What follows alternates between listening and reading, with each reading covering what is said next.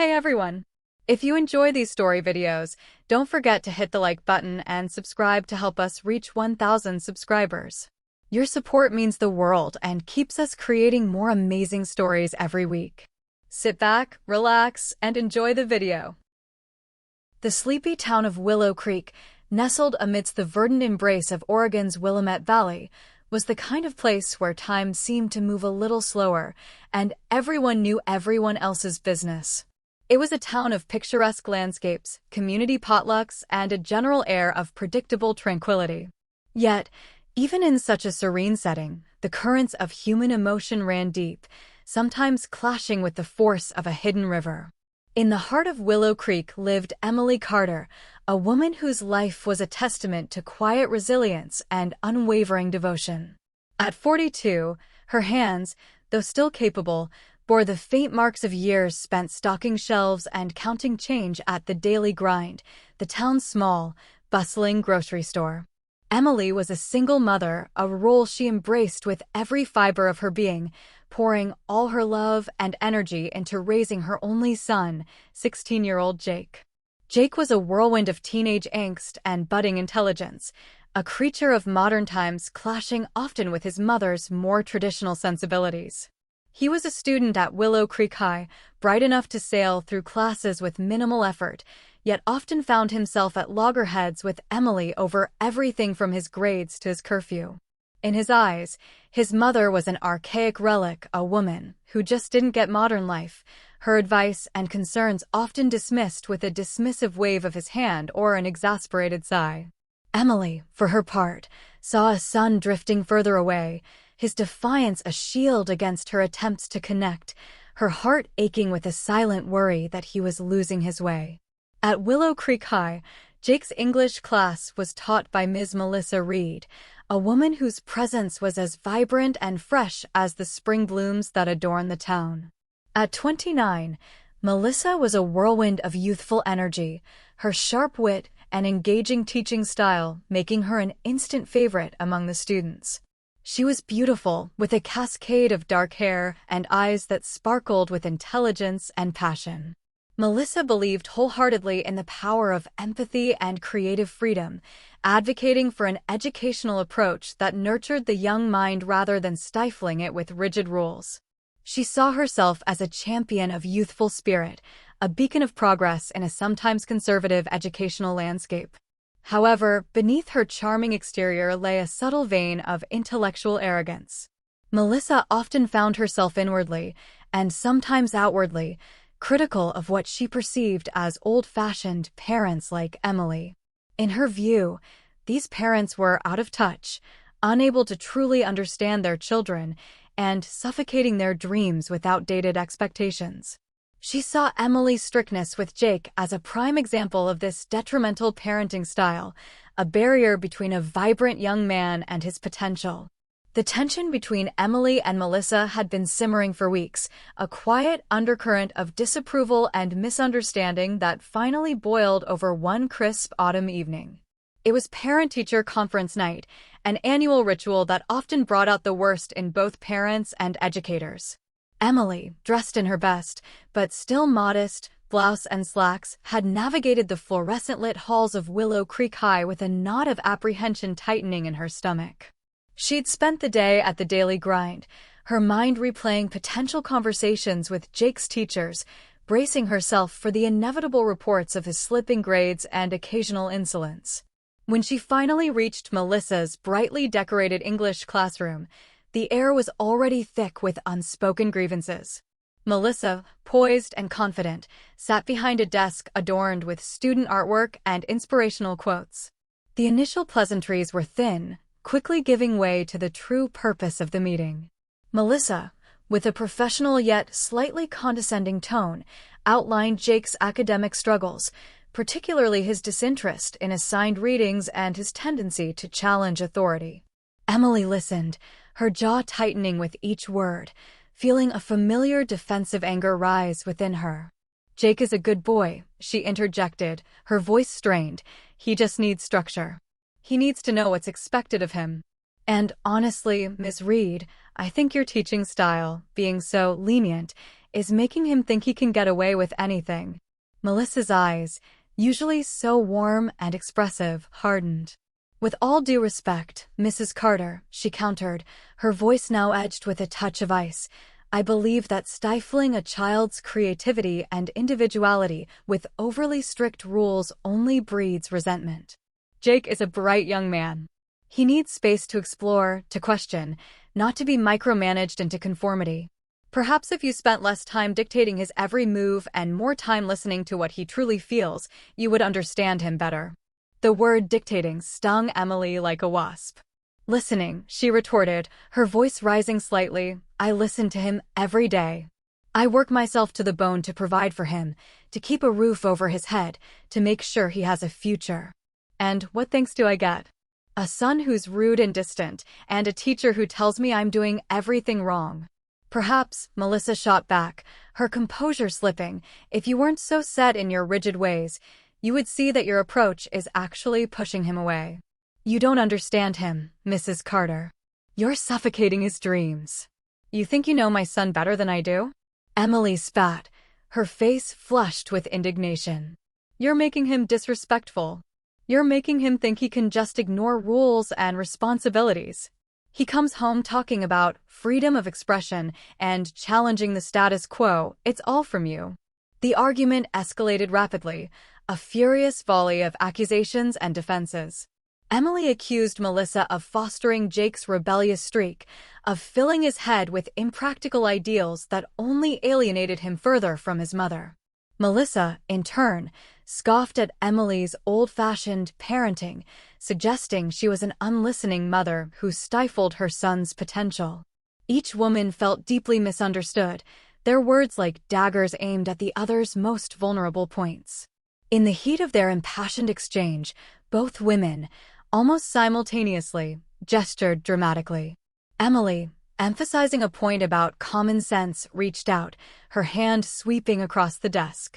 At the same moment, Melissa, exasperated, leaned forward, her hand coming to rest on the same spot.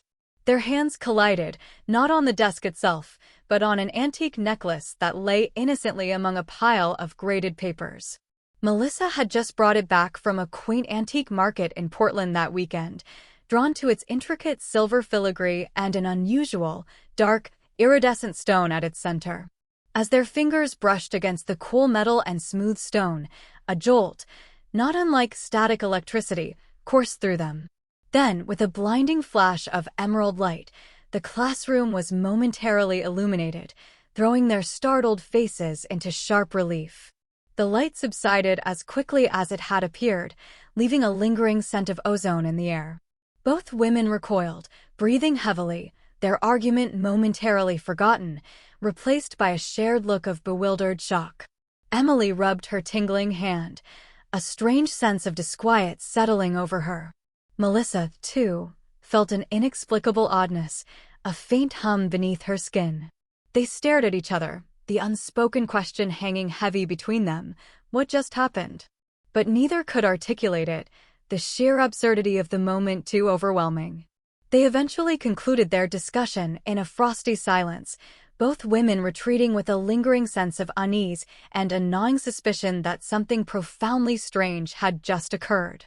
Neither mentioned the flash of light or the necklace, dismissing it as a momentary hallucination brought on by the intensity of their anger. They went home, to their separate lives, unaware that those lives were about to be irrevocably intertwined. The next morning, the world awoke to a new, unsettling reality for Emily and Melissa. Emily awoke not to the familiar muted light filtering through her bedroom window, nor to the comforting scent of her own worn sheets. Instead, her eyes fluttered open to a vibrant, almost aggressive, burst of color. The room was unfamiliar, bright, and decidedly more modern than her humble abode. There was a sleek, minimalist dresser, a bookshelf overflowing with contemporary literature, and a closet crammed with stylish, unfamiliar clothes. Panic seized her. She sat bolt upright, her heart hammering against her ribs, only to realize that the body she occupied felt different. Lighter, younger, more energetic. She looked down at her hands. They were slender, manicured, unmarred by the small calluses she'd grown accustomed to. A frantic dash to the mirror confirmed her worst fears. Staring back at her was not Emily Carter, but Melissa Reed. Melissa's dark hair, Melissa's expressive eyes, Melissa's youthful features. A scream caught in her throat, a guttural sound of disbelief and terror. She was in Melissa Reed's body. Miles away, in Emily Carter's modest, slightly cluttered home, Melissa Reed experienced an equally jarring awakening. The alarm clock, a chirpy, old-fashioned device, blared at 5 a.m., an ungodly hour by her standards. She groaned, swatting blindly at the incessant noise, her limbs feeling heavy and resistant. The bed felt different, the mattress a little too soft, the sheets a little too worn. When she finally managed to pry open her eyes, the familiar glow of her own stylish apartment was replaced by a room that felt both small and intensely personal, filled with framed photographs of a teenage boy and a woman who looked suspiciously like Emily Carter. A cold dread seeped into her. She stumbled out of bed, her feet landing on a rug that felt strangely rough beneath her, and immediately noticed the change. Her body felt heavier, her movements a little stiff, her usual athletic grace replaced by a subtle ache in her joints. In the bathroom, the reflection was undeniable. She saw Emily Carter's face staring back at her, lines of fatigue around the eyes, a determined set to the jaw, a slightly older, more careworn visage. A shiver ran down her spine. She was in Emily Carter's body. The initial days that followed were a chaotic and often comical blur of mishaps and profound disorientation for both women. Emily, trapped within the youthful and undeniably attractive form of Melissa Reed, found herself thrust into the high-octane, people-facing world of a high school English teacher. The first morning was a nightmare of trying to navigate Melissa's sleek car, which felt alien to her, and arriving at school to a barrage of cheerful greetings from students who clearly adored Ms. Reed. Walking into the classroom, Emily tried to project Melissa's usual vibrant persona, but her inherent strictness, her motherly concern, and her lack of familiarity with Melissa's teaching materials quickly shone through. She fumbled through lesson plans, struggled to remember students' names, and delivered lectures with an uncharacteristic severity that left the usually boisterous class in stunned silence. "Good morning, class," Emily as Melissa began, her voice a shade too serious. "Today, we will be dissecting the thematic elements of Shakespeare's Hamlet. I expect full participation, no idle chatter, and thoughtful analysis. Any questions?" Her gaze swept across the room, lingering on a few students who were whispering. The vibrant, understanding Ms. Reed had been replaced by a stern, unyielding figure. Students exchanged wide-eyed glances, confusion giving way to a nascent fear. The creative freedom Melissa so championed was replaced by a rigid adherence to curriculum and a no-nonsense approach to discipline.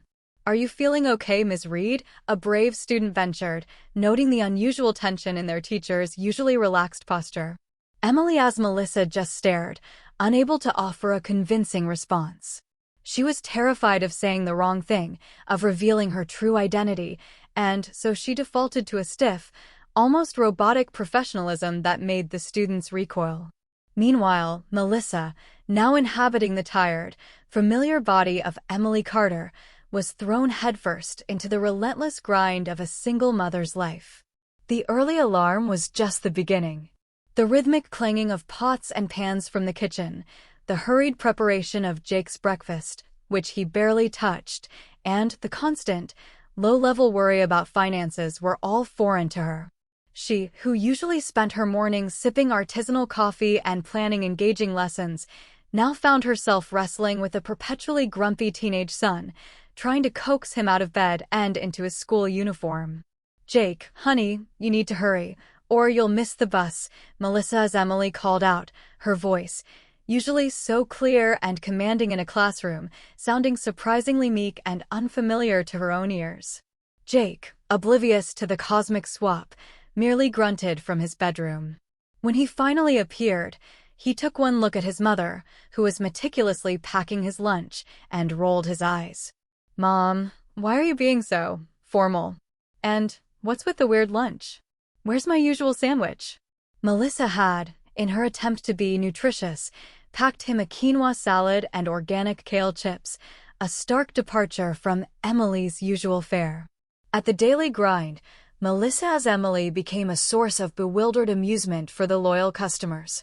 Her usual academic jargon and refined speech, so effective in a classroom setting, was completely out of place in the laid-back atmosphere of a local grocery store.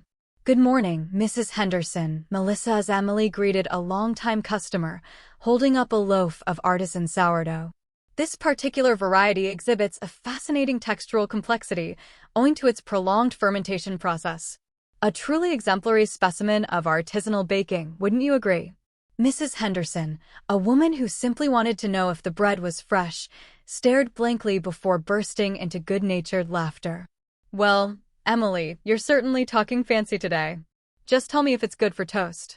Melissa struggled with the mundane tasks, her hands, accustomed to holding pens and gesturing expressively, fumbling with checkout scanners and balancing stacks of canned goods. She found herself constantly calculating prices in her head, the meager profit margins of the small store a shocking revelation. Every penny counted, every sale mattered. She, who had always had a comfortable salary and the freedom to spend it as she pleased, now understood the crushing weight of financial strain, the relentless vigilance required to make ends meet. She also had to contend with the subtle, and sometimes not so subtle, slights from customers who took Emily's gentle nature for granted, or Jake's occasional dismissive comments when he visited the store after school. Amidst the bewildering chaos, a slow, grudging understanding began to dawn upon them. Emily, in Melissa's body, started to peel back the layers of the seemingly effortless life of a beloved teacher. She saw the long hours Melissa spent grading papers, preparing lessons, and attending school functions. She felt the pressure of maintaining a positive image, of being constantly on for students, parents, and colleagues.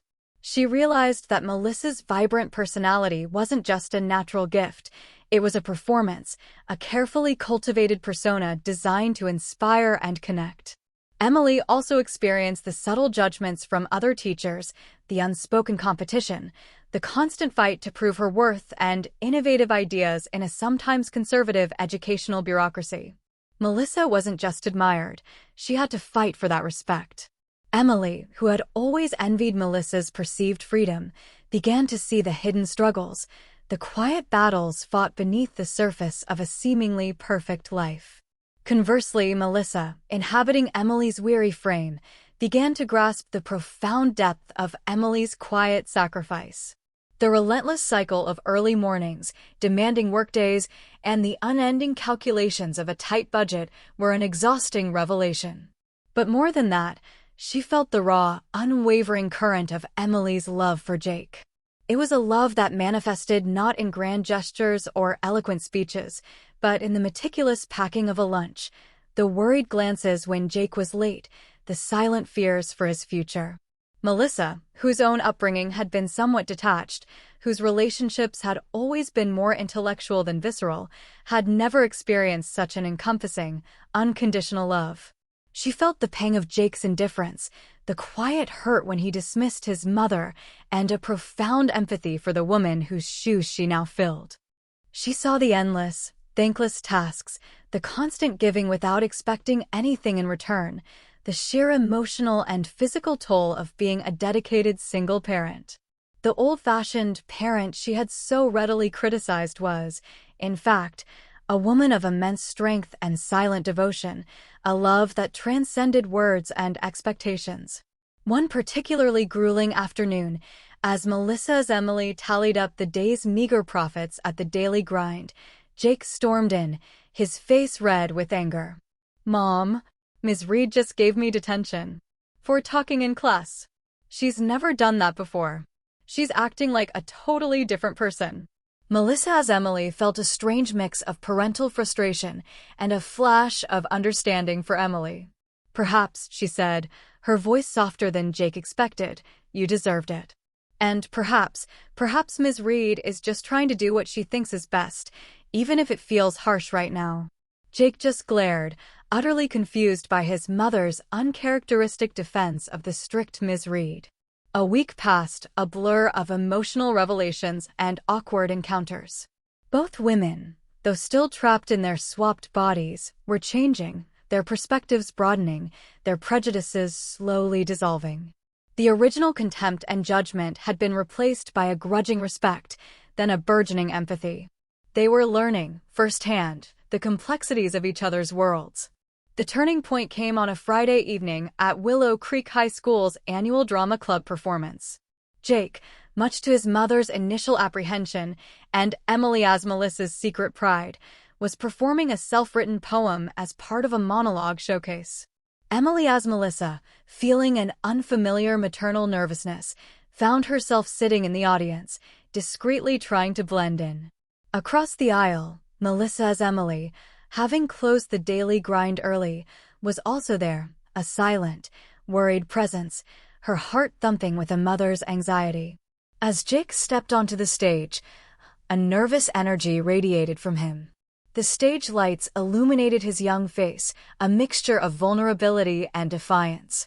He cleared his throat, took a deep breath, and began to recite his poem, titled For My Mother. She wakes before the dawn. Jake's voice resonated, gaining confidence with each line, a silent hum, a gentle sigh.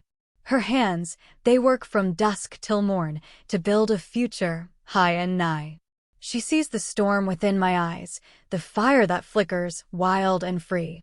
And though our worlds often collide, her quiet love still shelters me. I push away, I build my walls, I seek a path she cannot see. But in the quiet, when night falls, I know her heart still beats for me.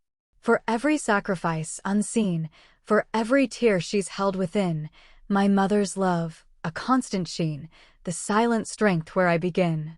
As Jake's heartfelt words filled the auditorium, a wave of profound emotion washed over both Emily and Melissa. Emily, in Melissa's body, felt a surge of maternal pride so intense it brought tears to her eyes. She saw her son, raw and honest, expressing the unspoken appreciation she had longed to hear. Melissa, in Emily's body, felt an unfamiliar warmth bloom in her chest, a deep, aching recognition of the fierce, protective love Emily held for her son. Jake's poem was not just a performance, it was a mirror, reflecting the sacrifices Emily had made, the love she had given without question. It was a love Melissa now understood, intimately, from within Emily's very being. In that shared moment of raw emotion, as Jake's final words hung in the air, the antique necklace, which both women were coincidentally wearing, having found themselves unable to take it off, began to glow once more. A soft, emerald light pulsed from the stone, growing steadily brighter, mirroring the tears that now streamed down Emily as Melissa's face and the silent reverence on Melissa as Emily's features. The light engulfed them, a gentle, shimmering warmth that seemed to penetrate their very souls. As the light faded, a collective gasp rippled through the auditorium. The women felt a dizzying sensation, a shifting, a returning. They blinked, disoriented, and then looked at each other, their eyes widening in astonished recognition. Emily was back in her own body, feeling the familiar weight of her own limbs, the slight ache in her back. Melissa was back in hers, feeling the lightness, the familiar strength. They were themselves again. The swap was over. But the experience had changed them, fundamentally and irrevocably. They had lived in each other's shoes, walked each other's paths, and felt each other's pains and joys. Emily now understood that Melissa's empathy wasn't weakness, but a powerful tool for connection, and that her lenient approach was born from a desire to foster independent thought, not rebellion.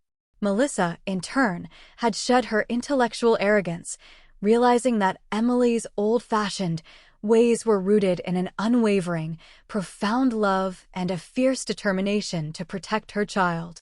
She understood the immense sacrifice, the quiet battles, and the immeasurable depth of a mother's heart. After the performance, they found themselves drawn to each other, a silent understanding passing between them. The initial awkwardness quickly dissolved into a shared, cathartic conversation.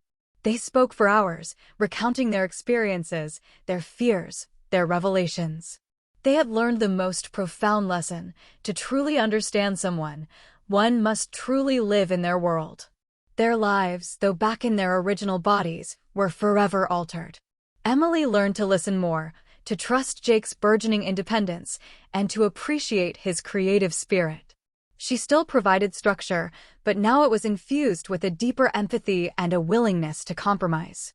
Jake, sensing a subtle but significant shift in his mother, became more open, more communicative, realizing that her concerns stemmed from a place of profound love, not just control. Melissa, for her part, gained a deep understanding of the meaning of maternal love and responsibility. Her teaching style, while still advocating for creative freedom, became more grounded, more appreciative of the unspoken anxieties of parents. She developed a newfound respect for the quiet struggles of single parents and became a more compassionate mentor, seeing her students not just as minds to be shaped, but as children with complex lives and loving families, however imperfect. Emily and Melissa, once adversaries, became unlikely friends. They often met for coffee, sharing stories and advice, their bond forged in the crucible of their extraordinary experience. And together, they taught Jake and themselves the most important lesson of all: empathy is the only bridge that connects distant souls. The afterglow of Jake's performance, still humming with the magic of his heartfelt words and the lingering weirdness of the necklace's flash, was a whirlwind for Emily and Melissa. As the auditorium emptied, a strange blend of relief and disbelief washed over them. They had swapped back. It was real. And the lingering scent of ozone from the necklace's final pulse seemed to confirm that it hadn't been a dream, a collective hallucination fueled by exhaustion and emotion. Emily, now back in her own body, felt a profound sense of familiarity, like slipping into a well-worn coat. Her limbs, a little heavier than Melissa's, responded with their usual slight stiffness. Her familiar aches and pains were a strange comfort, a confirmation of her own identity. But her perspective was irrevocably altered. She looked at Melissa, standing a few feet away, seemingly vibrant and unburdened, and saw not just a younger, more privileged woman, but a person grappling with her own set of pressures and anxieties. The glib judgment Emily once held had dissolved, replaced by a deep understanding of the subtle battles Melissa fought daily to maintain her professional image and academic credibility. Melissa, too, felt the familiar lightness of her own body, the ease of movement, the youthful energy coursing through her veins.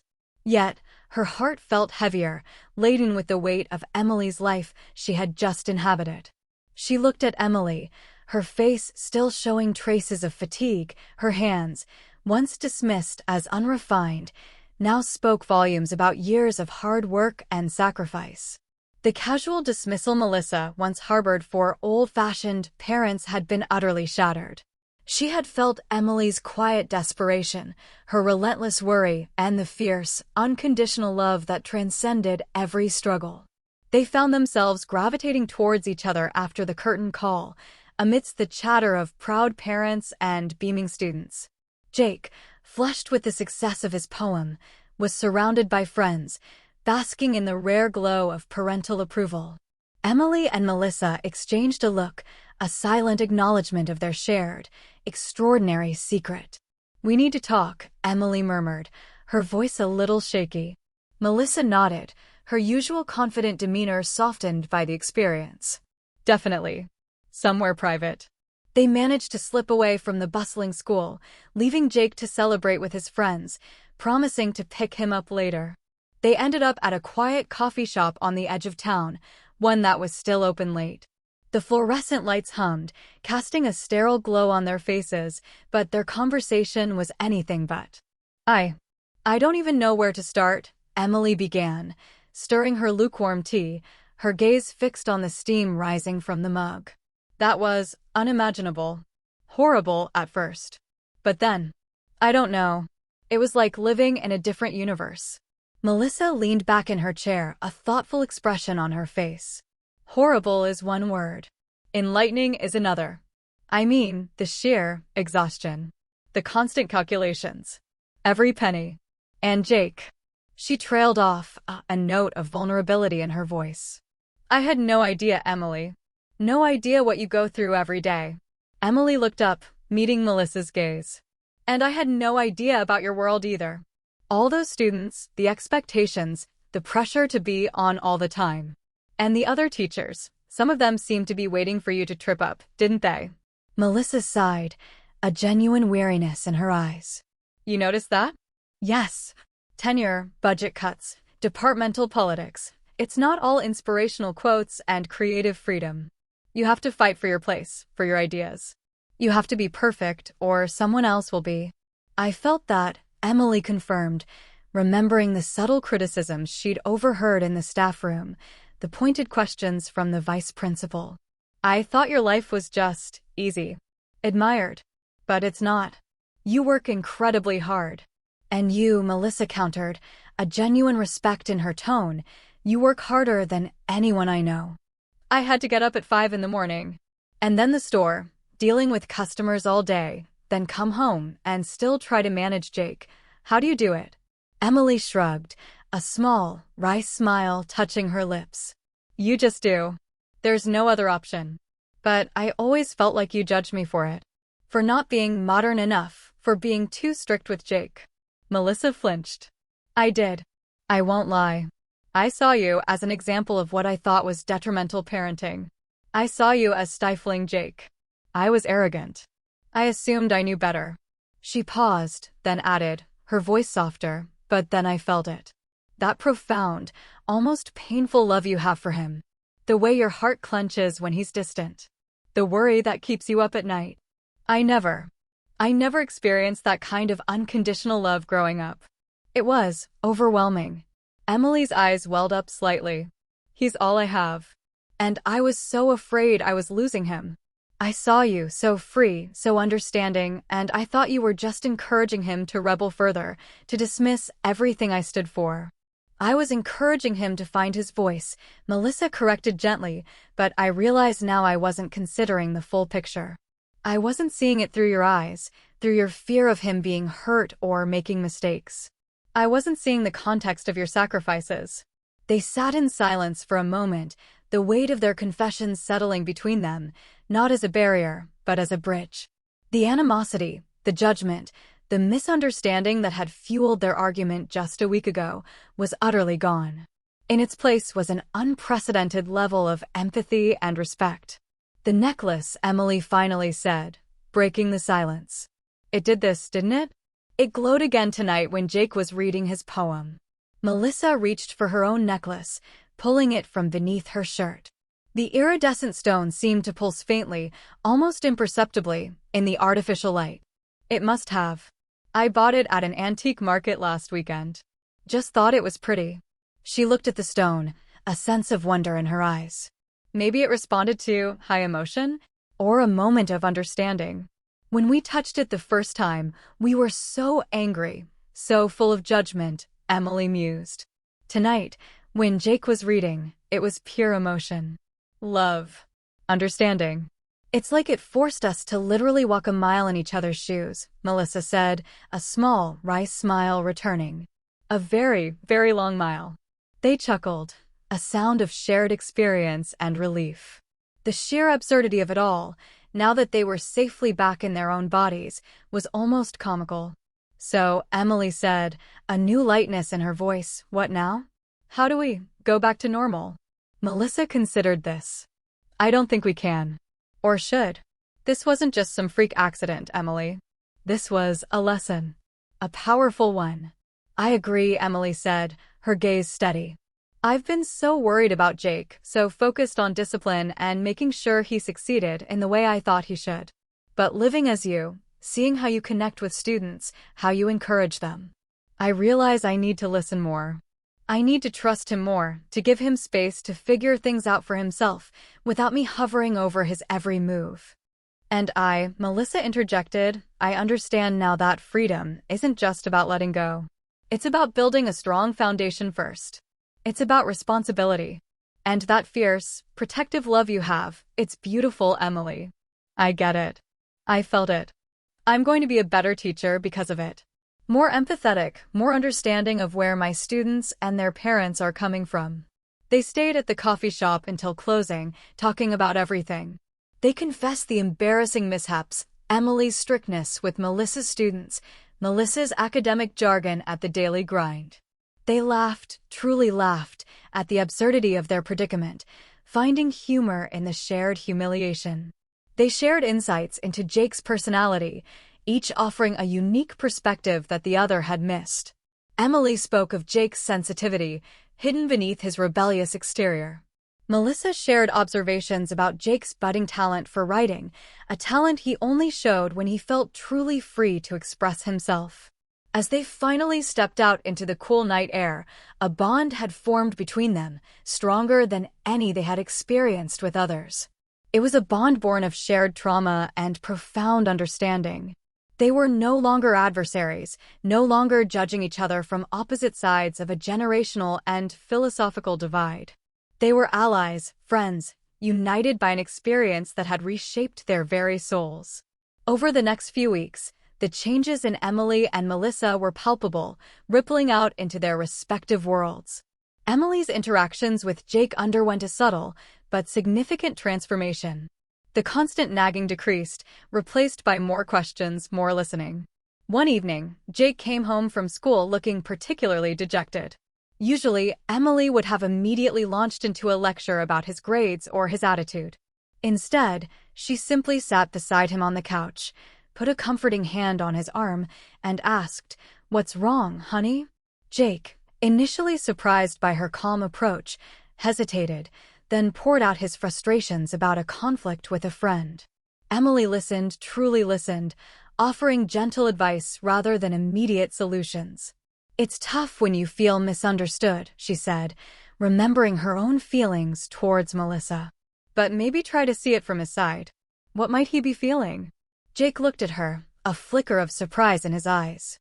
This wasn't the Emily he knew. This was an Emily who understood. She started encouraging his artistic pursuits more, even when they seemed impractical. When Jake announced he wanted to spend his allowance on art supplies rather than new clothes, Emily, instead of her usual pragmatic insistence on necessities, simply said, "Okay, show me what you create." A tiny, almost imperceptible bridge was being built between them, brick by patient brick. She still maintained boundaries, but they felt less like walls and more like guiding rails, allowing him more freedom within them. She even started asking him about Ms. Reed's class, genuinely interested in his creative projects, a stark contrast to her previous dismissive attitude. At the daily grind, Emily's quiet strength took on a new dimension. She was still efficient and kind, but there was a subtle confidence, a newfound assertiveness that hadn't been there before. When a customer tried to take advantage, she gently but firmly stood her ground. She engaged more with her regulars, not just about their groceries, but about their lives, drawing on the empathy she had learned from Melissa. She found herself smiling more, her weariness lightened by a deeper understanding of life's complex tapestry. Melissa, too, brought her transformative experience into her classroom. She still championed creative freedom, but now it was balanced with a deeper appreciation for structure and guidance. She started incorporating elements of empathy into her lessons, encouraging students to walk in another's shoes when analyzing characters in literature. She shared stories, not overtly about her body swap, but about the importance of understanding different perspectives, using metaphors that resonated deeply with her. She became a more compassionate listener, not just to her students, but to their parents. When a parent expressed concerns about a child's rebellious phase, Melissa, instead of offering detached academic advice, spoke with genuine understanding, recalling Emily's fears and anxieties. She understood that sometimes what appeared as stifling was, in fact, an expression of profound love and worry. She no longer saw herself as superior to conservative parents, but as a partner in a child's development, understanding that every parent, regardless of their approach, ultimately wanted what was best for their child. One afternoon, during a parent-teacher conference, A mother expressed deep concern about her daughter's sudden interest in dropping out of school to pursue a career in online gaming. Melissa, instead of immediately advocating for artistic freedom, gently steered the conversation towards the practicalities, the importance of a safety net, and the long-term implications, echoing the pragmatic anxieties Emily had often expressed about Jake. "It's wonderful for her to follow her passions," Melissa said, "but perhaps we can help her develop a plan that allows for both her passion and a secure future. Emily always taught me that practicality and passion don't have to be mutually exclusive." The mother looked at Melissa, surprised by the depth of understanding and the balanced perspective. The friendship between Emily and Melissa blossomed. They found comfort and camaraderie in their unique shared secret. They would meet regularly, sometimes for coffee, sometimes just to talk on the phone, sharing insights about Jake, about their jobs, about their evolving perspectives on life. They often found themselves finishing each other's sentences, a testament to the profound connection forged by their extraordinary experience. One sunny afternoon, Emily and Melissa were having coffee on Emily's porch. Jake walked by on his way out with friends and paused. "Hey, Mom," he said, a casualness in his voice that was new. "Ms. Reed, we're going to the park. I'll be back by dinner." Emily smiled, a genuine warmth in her eyes. "Okay, honey. Be safe. And don't forget your homework when you get back." "I won't," Jake replied, and for the first time in a long time, there was no eye roll, no sigh of exasperation.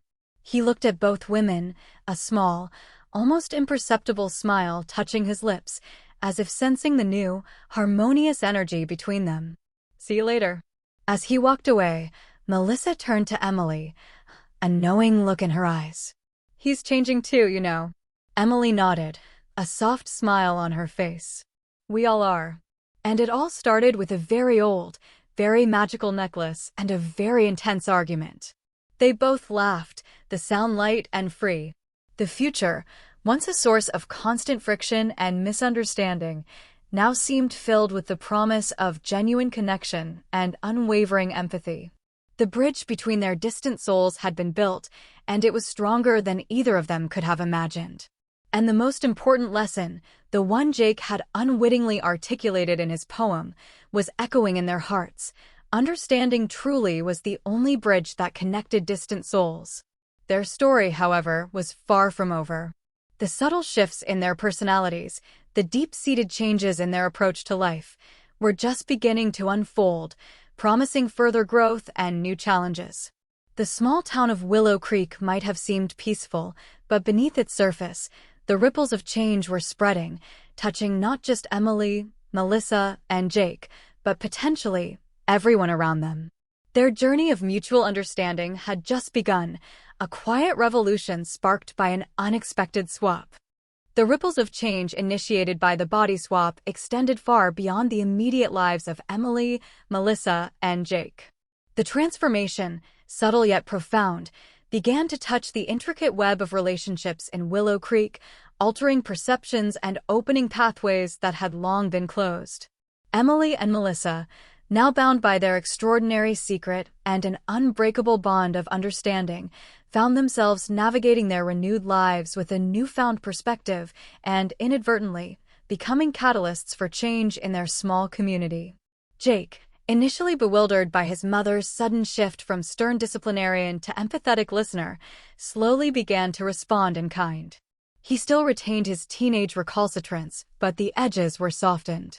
The defiant glares turned into thoughtful pauses, the exasperated sighs into genuine attempts at communication. Emily's newfound patience and willingness to truly hear him out created a safe space that had been missing in their relationship. One evening, Jake approached Emily, an unusual hesitance in his posture. "Mom," he started, kicking at an imaginary pebble on the floor. "You know that poetry club Ms. Reed started? The one where we write our own stuff." Emily, who would have typically worried about him wasting time on frivolous activities instead of studying, simply looked at him, her expression open. "Yes, honey. What about it?" "Well," he continued, glancing up, "they want me to read another one of my poems at the next school assembly. It's about the town." and how things change but stay the same. He looked at her, searching for the familiar disapproval.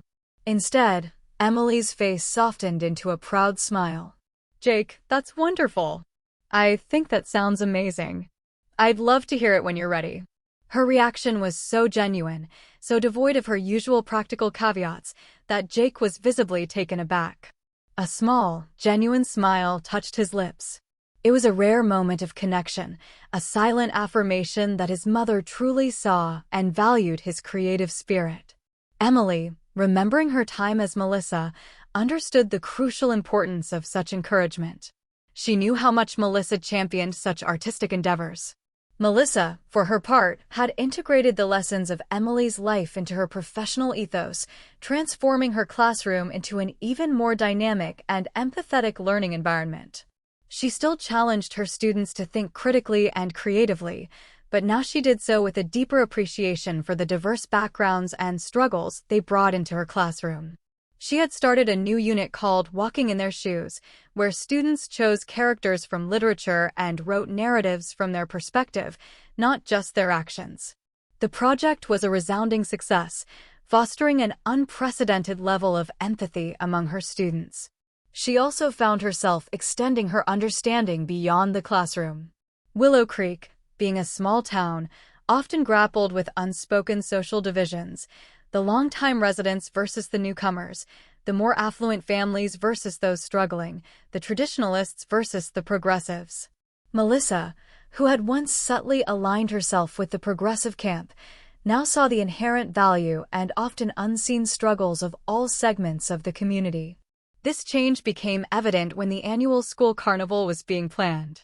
Traditionally, the carnival was a major fundraiser, but it often felt geared towards families with more disposable income. Melissa, remembering Emily's constant financial calculations, suggested new initiatives to make it more inclusive. "What if we had a pay-what-you-can booth for games?" she proposed during a faculty meeting. Or organized a skills exchange where parents could offer their services, baking, carpentry, tutoring, in exchange for tickets instead of just cash donations. Her colleagues, initially surprised by her sudden pragmatism, listened. Her ideas, born from her time in Emily's body, resonated. "It's about understanding the needs of our entire community," she explained, her voice carrying a newfound authority and compassion. "Not just those who can easily afford everything. Every family contributes in their own way." Her suggestions were met with thoughtful nods, and some were eventually implemented, making the carnival genuinely more accessible and fostering a greater sense of community participation. The friendship between Emily and Melissa, once a clandestine alliance, began to subtly manifest in public. They would occasionally be seen having coffee at the Daily Grind, or chatting animatedly outside school after Emily had picked up Jake. The town, which loved its gossip, noticed. "Isn't that Ms. Reed with Emily Carter?" Mrs. Henderson whispered to a friend one morning, watching them laugh over their coffees. They used to seem so different, almost like they didn't get along. The general consensus was a puzzled but pleased surprise. One particular incident highlighted the depth of their changed relationship and its positive impact. A new family had moved to Willow Creek, struggling to adapt. The mother, Clara, felt isolated and overwhelmed, especially by the school system, which felt alien and intimidating. Her son, Mateo, was quiet and withdrawn, struggling in Melissa's English class. Melissa, remembering her own discomfort when navigating Emily's world, reached out to Clara. Instead of her usual formal teacher-parent approach, she invited Clara for coffee, not just to discuss Mateo's grades, but to simply connect. "I understand how overwhelming a new place can be," Melissa said, her voice gentle, and navigating a new school system. "It's a lot. My friend Emily helped me realize that sometimes what looks like resistance is just fear." Melissa then, with Emily's permission, subtly encouraged Clara to talk to Emily. Emily, recalling her own initial distrust of Melissa, approached Clara with genuine warmth and practical advice about navigating the town, finding affordable resources, and understanding the school culture. Emily, drawing on her experience as Melissa, could explain school policies in an accessible way, alleviating Clara's anxiety. "It's not just about what's on the syllabus," Emily explained to Clara over a cup of coffee at her home. "It's about finding out where your child fits in, what makes them feel safe and seen. And sometimes, teachers have pressures you don't realize." Like Melissa, she truly cares, but she also has a lot on her plate. Clara, who had initially felt so alone, found solace and guidance in this unexpected alliance. Mateo, seeing his mother more at ease and feeling the ripple effect of Melissa's more patient and understanding approach in class, slowly began to open up, his grades improving, his confidence growing. The bridge of empathy, first built between Emily and Melissa, was now extending to new members of the community, fostering connection where there had been isolation. The subtle changes even extended to the local institutions. The daily grind, Emily's workplace, started to reflect her renewed energy and broadened perspective. She began suggesting small improvements, drawing on her brief experience in Melissa's world of dynamic leadership. She helped organize a community board where people could post requests for services or offer help, fostering a local exchange that supported those with limited resources. Her boss, Mr. Abernathy, a man as traditional as the cash register he operated, noticed the change in her. "Emily," he commented one morning, "you've got a sparkle in your eye these days. And these new ideas? Good for business, good for the town." Melissa, inspired by Emily's pragmatism, began to advocate more strongly for practical skills in education, not just abstract theory. She worked with the school's vocational department to develop a mentorship program, connecting students with local business owners and artisans, remembering the value of tangible work she'd experienced at the daily grind. She realized that not all students would go to college, and that equipping them with real-world skills was just as vital as fostering their intellectual growth. The change was particularly evident in how Emily and Melissa communicated with each other. They no longer felt the need to censor their thoughts or guard their opinions. Their conversations were frank, honest, and often surprisingly insightful. Emily would sometimes call Melissa, needing advice on how to handle a particularly difficult customer, drawing on Melissa's experience with conflict resolution in the classroom. Melissa would, in turn, seek Emily's pragmatic wisdom on navigating school politics or finding affordable resources for school projects. One rainy Saturday, Emily was struggling with a leaky faucet in her kitchen. Her usual approach would be to call a handyman, but this time, remembering Melissa's can-do attitude, she decided to try fixing it herself. She called Melissa, who was surprisingly good with practical solutions. "Okay, so you turn off the main water valve first, then you need a wrench for that hexagonal nut." Melissa's clear, step-by-step instructions, delivered with her usual teaching cadence, helped Emily successfully fix the faucet. A small victory, but a significant one, demonstrating her newfound willingness to step out of her comfort zone. Melissa, meanwhile, found herself more attuned to the nuances of community life. She started volunteering at the local soup kitchen, something Emily had quietly done for years. She saw firsthand the struggles of Willow Creek's less fortunate residents, gaining a deeper understanding of the societal challenges that impacted her students' lives. Her intellectual understanding of social issues was now grounded in tangible, lived experience, thanks to Emily. The most profound impact, however, remained within the delicate ecosystem of Emily, Melissa, and Jake. Jake, witnessing the blossoming friendship between his mother and his once intimidating teacher, began to shed some of his teenage cynicism. He saw his mother as more than just a strict parent, and Ms. Reed as more than just a cool teacher.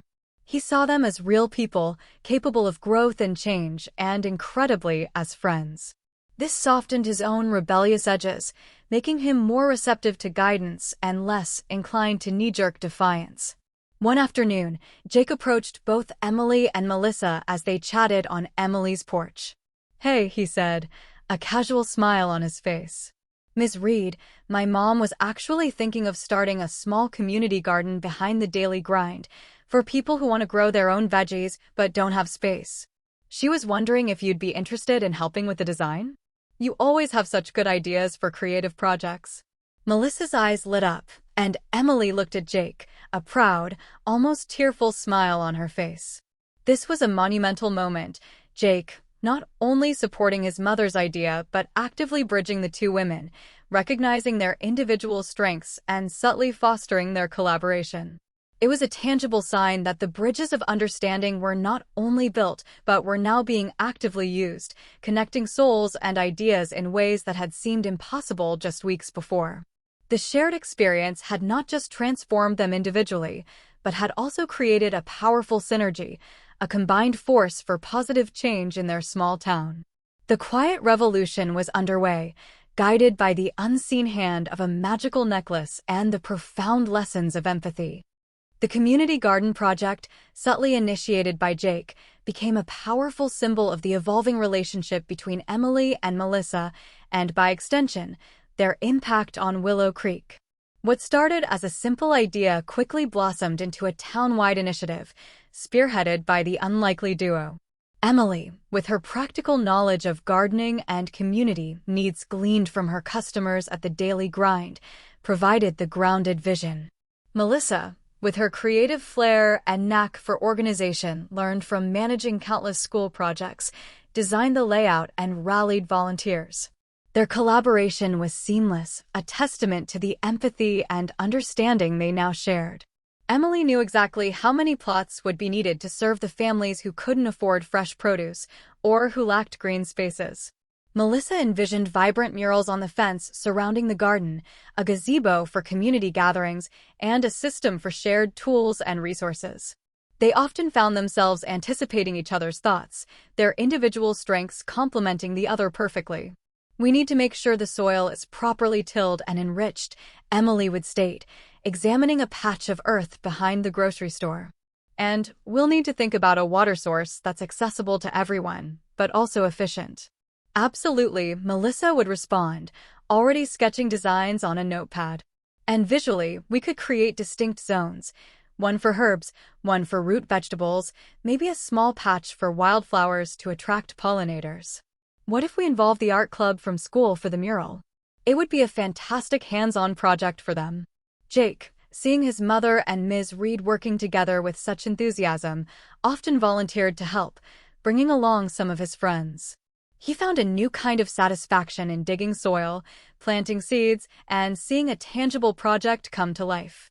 The garden became a meeting point, a place where different segments of Willow Creek's population converged, Emily's regulars from the daily grind, Melissa's students and their families. Even some of the more reclusive elderly residents who offered gardening tips gleaned from decades of experience. The garden project inadvertently brought other lingering issues in Willow Creek to the surface, and Emily and Melissa found themselves at the forefront of addressing them. One such issue was the widening generational gap. Many of the town's elderly residents felt disconnected from the younger generation, feeling their wisdom was disregarded. Similarly, the youth often found the older generation resistant to new ideas. Recognizing this, Melissa proposed a Generational Green Thumbs program for the garden. "What if we pair high school students with senior citizens?" she suggested to Emily. "The students can provide the labor, helping with the heavier tasks, and the seniors can share their gardening expertise, stories, and life lessons. It could be mutually beneficial." Emily, recalling the respect she'd observed Melissa garnering from her students and understanding the practical need for more hands, wholeheartedly agreed. The program was a quiet success. Jake, initially skeptical, found himself paired with Mr. Silas, a gruff but kind old man who had lived in Willow Creek his entire life. Mr. Silas taught Jake the intricacies of companion planting and organic pest control, sharing anecdotes about the town's history as they worked. Jake, in turn, helped Mr. Silas with his smartphone, showing him how to take pictures of his prized tomatoes.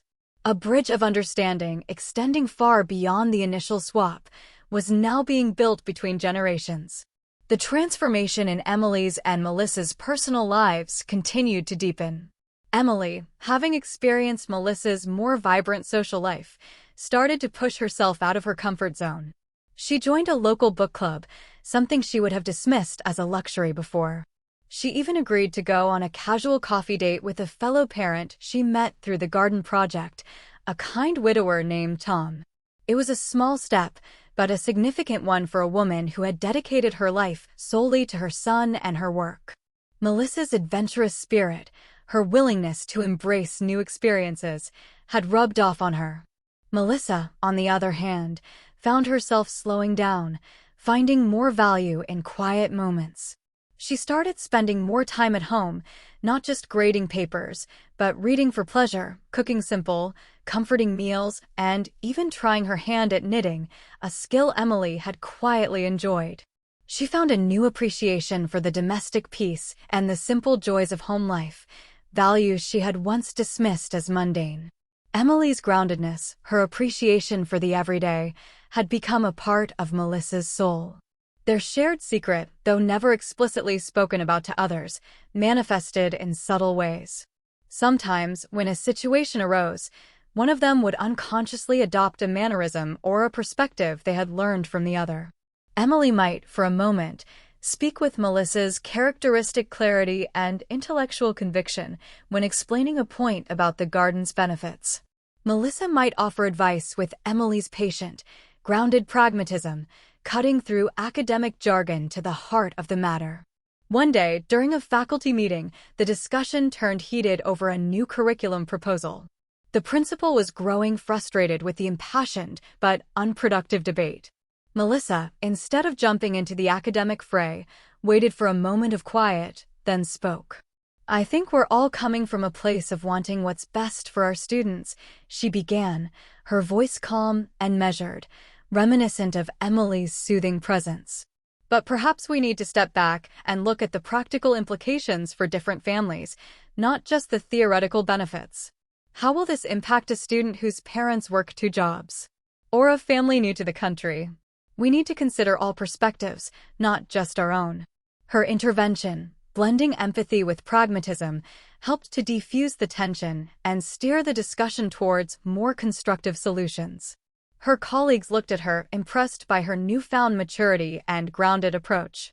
Similarly, at the daily grind, a new, overly eager corporate representative came to Emily with a proposal to drastically change the store layout to maximize profit, completely disregarding the established community feel.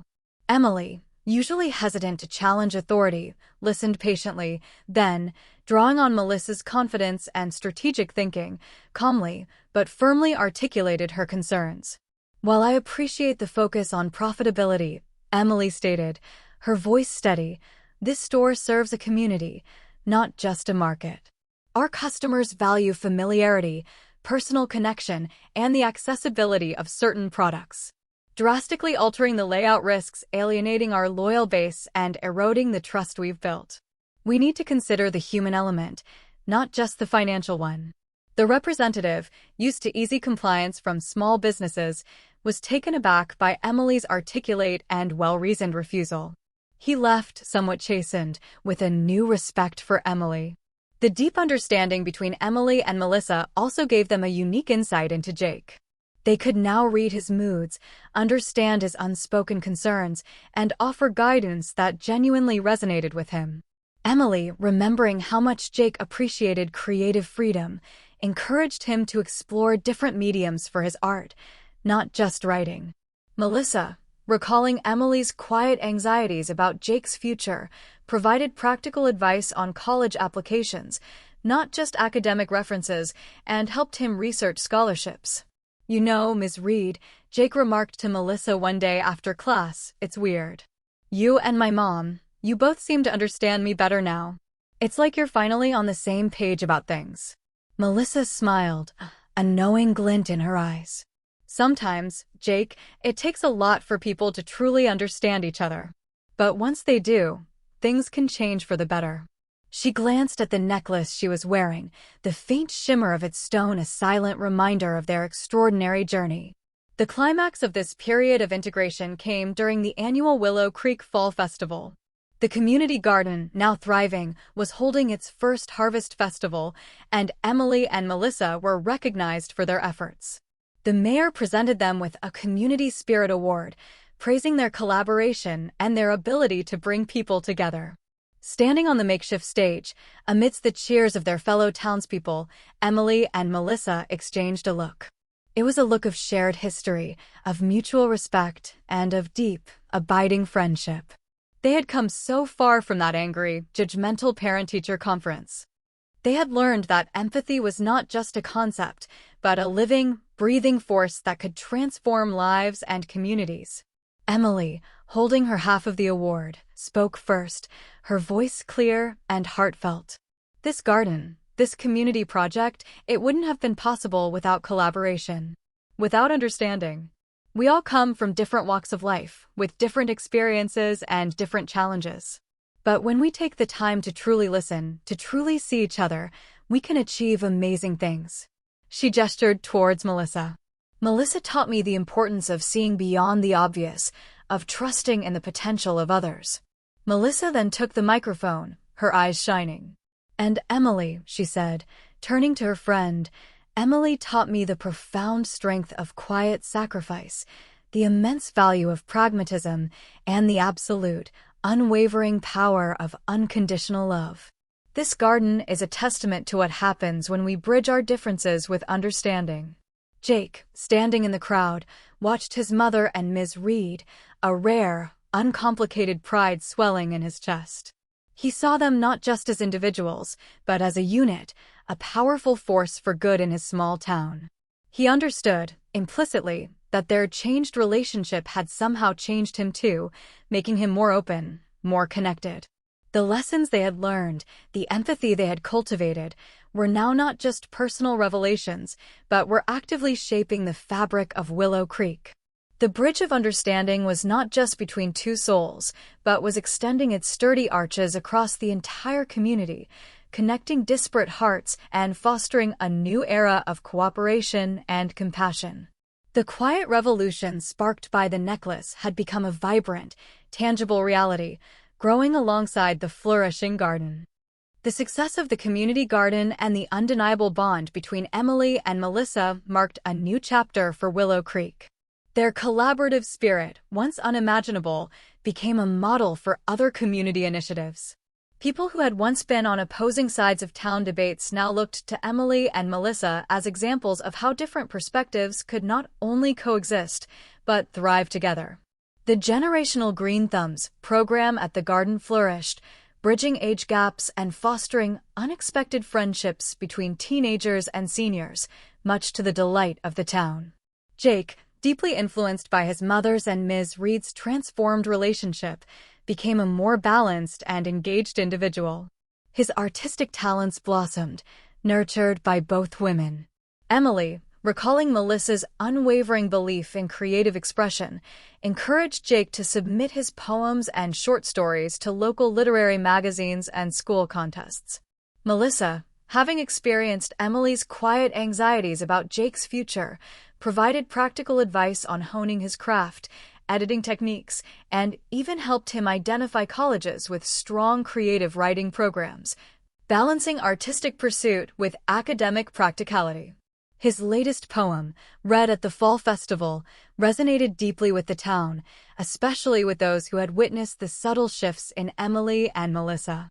It spoke of finding common ground, of seeing past the surface, and of the unexpected beauty that emerges when differences are embraced. Jake, who had once used his poetry as a shield of defiance, now used it as a bridge, a way to connect with others and express the growing empathy within himself.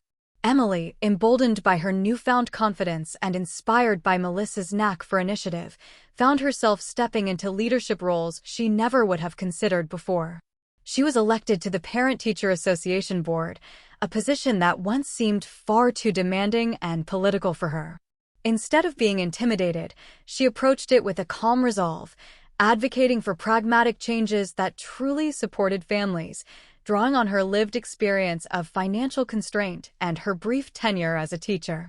She became a voice for the underserved, ensuring that school policies were inclusive and fair, always remembering what it felt like to be judged by those in positions of authority. Her suggestions, like establishing a school supply assistance program or expanding the after-school tutoring to include more flexible hours for working parents, were met with surprisingly little resistance. Her authentic, grounded approach, infused with the empathy she'd learned, disarmed potential critics. Emily has a way of cutting through the noise, one fellow board member remarked. She understands what real families need, not just what looks good on paper. Melissa, in turn, continued to evolve her teaching philosophy, becoming a powerful advocate for holistic education. She realized that a student's home life, their emotional well-being, and their community ties were just as crucial to their academic success as their intellectual capacity. She spearheaded a new initiative to bring community leaders, local artists, and small business owners into the classroom for guest lectures, providing students with real-world context and diverse perspectives. She even invited Emily to speak to her English class about the power of storytelling through everyday interactions at the daily grind, much to Jake's amusement and secret pride. Ms. Reed, a student once asked, "You seem different this year. More grounded, somehow. You still make us think, but it feels like you understand us more, too." Melissa smiled, a warmth in her eyes. Life teaches us many lessons, sometimes in unexpected ways. And sometimes, to truly understand, you have to try to see the world through someone else's eyes. It changes you. She glanced at the antique necklace she always wore, its stone now seeming to possess a faint, constant glow, a silent repository of their shared history. The relationship between Emily and Melissa deepened beyond friendship, venturing into a form of kinship. They were each other's confidants, advisors, and cheerleaders. They celebrated each other's small victories and offered solace during setbacks. Emily would often visit Melissa's apartment, once a place she viewed with a mixture of envy and judgment, now a comfortable space where they would share wine and discuss everything from town politics to Jake's latest romantic drama. Melissa, in turn, found herself seeking the quiet comfort of Emily's home, appreciating the simple warmth and stability it offered, a stark contrast to the often demanding pace of her own life. Their dynamic even began to influence other relationships in their lives. Tom, the widower Emily had started dating, was impressed by her newfound confidence and her vibrant friendship with Melissa. He found her to be a woman of unexpected depth and quiet strength, her stories of community work always tinged with a genuine passion. Melissa, through her shared experiences with Emily, learned to appreciate the value of lasting, committed relationships, seeing the beauty in the simple devotion Emily showed to her family and friends. This new perspective began to subtly influence Melissa's own approach to dating, making her seek deeper connections rather than just intellectual stimulation. One afternoon, as Emily and Melissa were tending to the community garden, weeding a particularly stubborn patch of dandelions, Jake approached them, a slightly nervous smile on his face. "Mom, Ms. Reed," he began, "I have some news. I got accepted into the State University's creative writing program with a scholarship." Emily gasped, her hands flying to her mouth, tears instantly springing to her eyes. "Oh, Jake, that's wonderful. I knew you could do it." Her voice was thick with emotion, a mixture of immense pride and the bittersweet knowledge that her son was truly spreading his wings. Melissa clapped him on the shoulder, her face beaming. "Jake, that's incredible. Congratulations. All that hard work, all that passion, it's paid off." Jake, for his part, looked at them both, his eyes full of gratitude. I couldn't have done it without you two. Mom, you believed in me, even when I was a pain.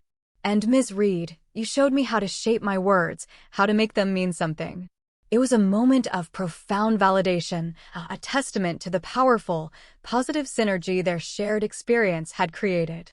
The boy who had once dismissed his mother as out of touch and his teacher as merely cool now recognized the unique contributions both had made to his success. Yet, amidst this triumph, a new undercurrent began to emerge for Emily. Jake's acceptance meant he would be leaving Willow Creek, moving hours away for college.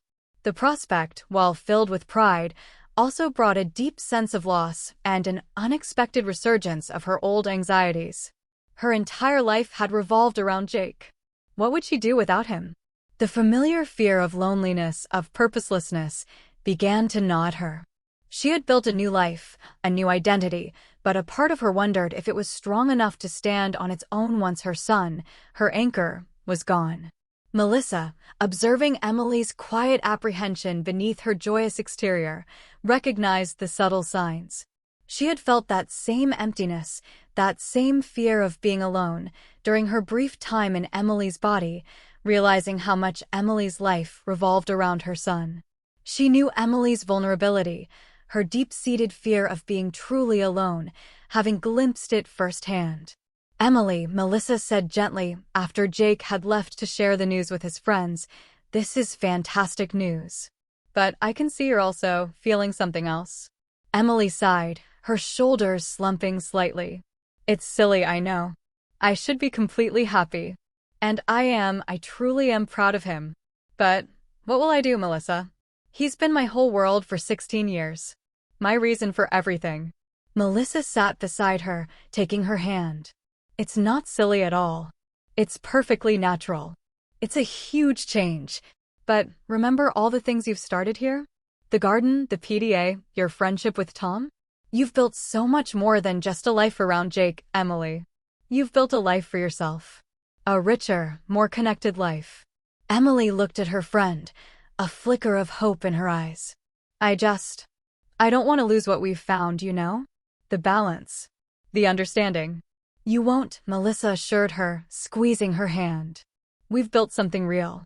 It's not dependent on Jake being here or on us being in each other's bodies. It's dependent on us and on the lessons we learned."